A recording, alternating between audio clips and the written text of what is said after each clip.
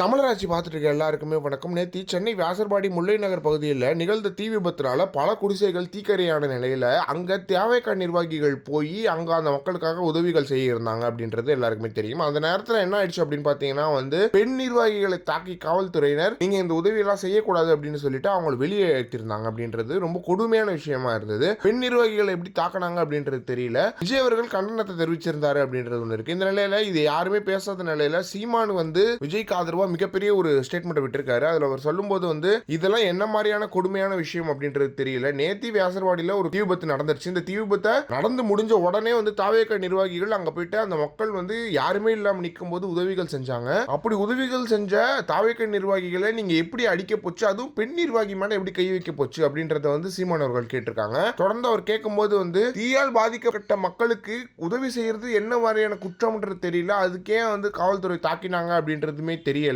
அரசியல்ன்றது மக்கள் சேவை தானே, எல்லா அதிகாரிகளுமே மக்களுக்கான சேவகர்கள் தானே அப்படின்ற மாதிரியான விஷயங்களை சீமானவர்கள் கேட்டிருக்காங்க. இந்த மாதிரியான கேவலமான விஷயங்களை பண்றது எப்படின்றது தெரியல. ஒரு தீ விபத்து நடக்குதோ இல்ல விபத்து நடக்குதோ, அந்த விபத்து நடந்து முடிஞ்ச உடனே உங்க ஸ்டிக்கரை ஒட்டிக்கிட்டு நீங்க தான் உதவி செஞ்சோன்றதை காட்டணுமா, இல்லைன்னா வேற யாராவது உதவி செஞ்சா உங்களுக்கு கஷ்டமா இருக்கா அப்படின்றத சீமானவர்கள் கேட்டிருக்காங்க. எனவே திமுக இவ்வளவு கேவலமா நடந்துகிட்டு இருக்கிறத எல்லா மக்களும் பார்த்துட்டு தான் இருக்காங்க அப்படின்றத திமுக அரசு மறந்துட வேணாம் அப்படின்ற மாதிரி சொல்லிட்டு, அதே மாதிரி அந்த பெண் நிர்வாகிகள் தாவேகா பெண் நிர்வாகிகளை தாக்கின அனைத்து காவலர்களையுமே கடும் நடவடிக்கை எடுக்கணும் அப்படின்னு சொல்லிட்டு சீமானவர்கள் மிகப்பெரிய அறிக்கை விட்டுருக்காரு விஜய்க்கு ஆதரவா அப்படின்றது ரொம்ப மகிழ்ச்சியான விஷயமா இருக்கு. இந்த மாதிரியான கொடுமைகள் நடக்கும்போது ஒருத்தருக்கு ஒருத்தர் சார்ந்து நிற்கிறது ரொம்ப முக்கியம்ன்றதை நினைக்கிறேன். அதை சீமானவர்கள் செஞ்சிருக்காரு, விஜய் அவர்களும் செய்வாரு ஃபியூச்சர்ல அப்படின்றதுல நம்பிக்கையோட இருக்கும். இதை பத்தி நீங்க என்ன நினைக்கிறீங்க அப்படின்றது மறக்காம கமெண்ட் பாக்ஸ்ல சொல்லுங்க.